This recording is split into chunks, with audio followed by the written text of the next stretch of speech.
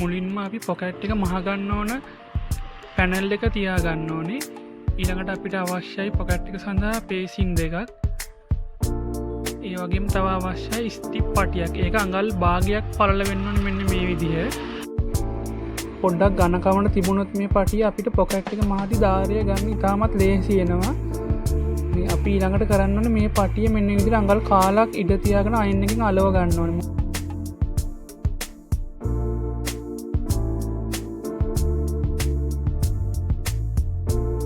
ඊළඟට අපිට pocket bag එක සඳහා රෙදි කොටස් දෙකක් අවශ්‍ය වෙනවා. ඒක පොකට් එකේ පළලට වඩා අඟල් 2.5ක් පමණ පළල වෙන්න.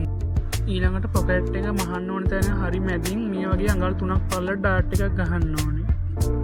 එක පොකට් බෑග් එකක් දෙකට නමා මේ ආකාරයෙන් කට් මාක් එකක් දාගන්න ඕනේ. මේ ආකාරයෙන් මාක් දෙකක් දාගන්න අඟල් 3ක් පහලින්. ඒ කියන්නේ මේ ඩාට් එකේ පළලට. ඊට පස්සේ පොකට් බෑග් එකක් මේ විදිහට අඟලක් උස්සලා තියාගන්න ඕනේ අර මාක් එකට වඩා.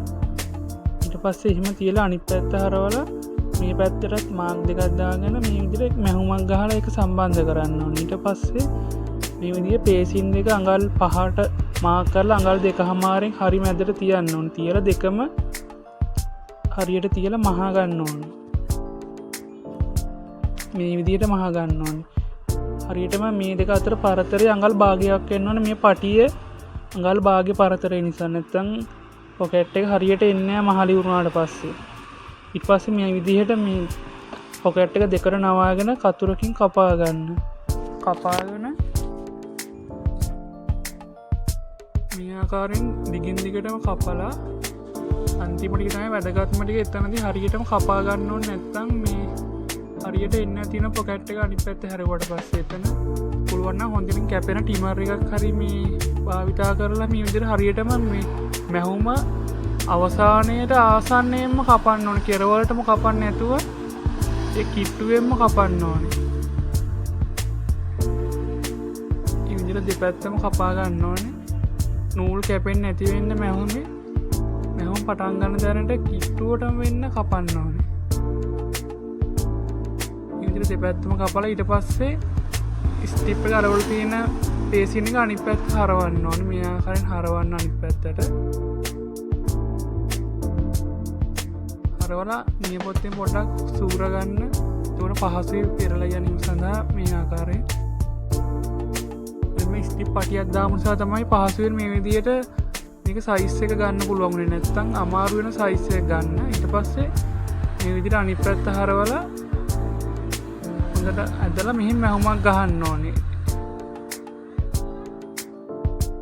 මේ විදිහට තමයි මැහුම ගහලා ඉවරුනාම තියෙන්නේ. ඊට පස්සේ මෙතන අවුට්ලයින් එක මුලින්ම ගහ ගන්න එක ලේසි. නැත්නම් පස්සේ ගහන්නත් පුළුවන්. ඒක ටිකක් අමාරුයි. ඒකින්ද මුලින්ම ගහ ගන්න ඕනේ මේ විදිහට. ගහලා මේ උඩ පේසින් එක ඇතුළට දා ගන්න ඕනේ පොකට් එකේ.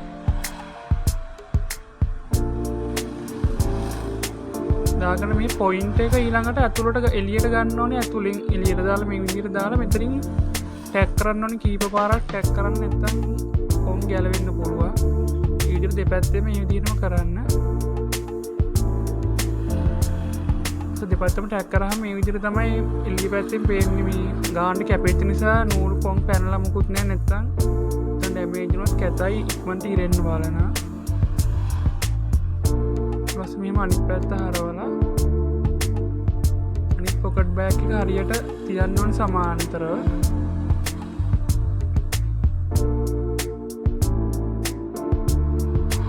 මේ විදිහට තියාගන්න හරියටම.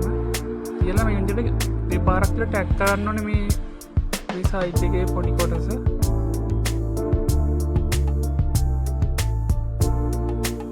ටැග් කරලා මේ විදිහට දිගටම අවුට්ලයින් එක ගහ ගන්න.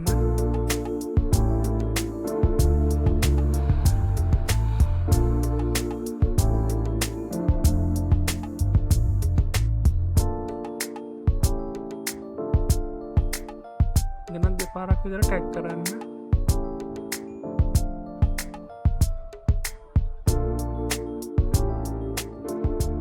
ඊට පස්සේ මේ විදිහට පොකට් බෑග් එක දිග ඇරලා පේසින් දෙක නවලා පොකට් බෑග් දෙකට තියලා මහ ගන්න ඕනේ. මේ ආකාරයෙන් දෙපැත්ත මේ විදිහට කරන්න ඕනේ.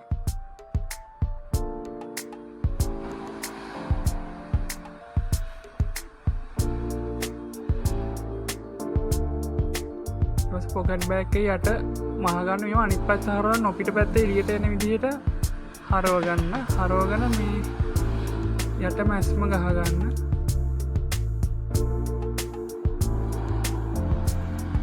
ඊට පස්සේ පොකට් බෑග් එකේ සයිඩ් එක ඇතුළට නවලා මේ විදිහට මහගන්න.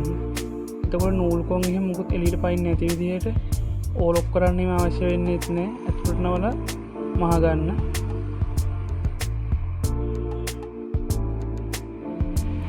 මේ පැත්තත් මේ විදිහට ඇතුළට නවන්න. මේ විදිහට